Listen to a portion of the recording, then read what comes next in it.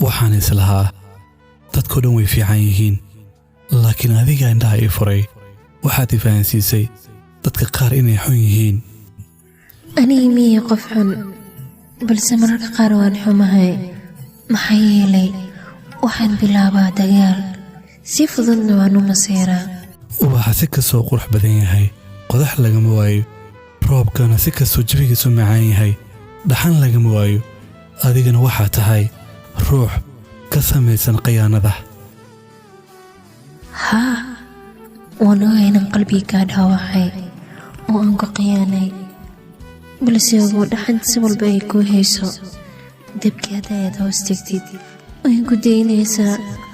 anigana waxaan diyaar u ahay qabow iyo kulaal inaan kula qaybsado xilli way jirtay aan ahayn laba ruux dhib iyo dheef wadaaga balse maanta ma jirto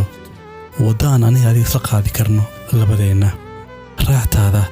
anigu waxaan raacayaa tayda waxaan ahay ruux qaldamay shalay balse raba maanta inuu qaladkiisa saxo waxaan sabab u noqday dhowlacdaynteyda waxaan sabab u noqday farxaddayda mana awoodo inaan noolaado la'aantaada waayo nolosheeda xaggaaga ayay jirtaa beentaada waa erey aan isbeddelaynin waxaan kaa bartay jacayl been ah dareen been ah iyo dagaal been ah iyo ballanqaad been ah waxaad ilu dhaqmi jirtay si xun oo aan wanaagsanayn balse dhaawacyadaada waan karaystay waa ku casharay maanta adiguna baro ha iga fogaanin wuu ku baryaa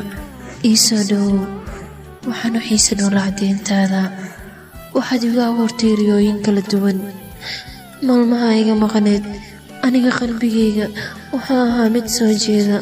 hurdadiina waan heli waaye maxaan sameeyaa kaama fogaan karo qalbigayga xillaa ayuu dareemayaa waxaad samayn lahayd horey ayaad u samaysay marka hore aniga ayaa cabaaday maantana adiga ayaa cabaadaya laakiin adiga taas qalad kuma lihid qaladku waxaa leh qalbigayga oo kuu kalifay inaad sidan u cabaadid maanta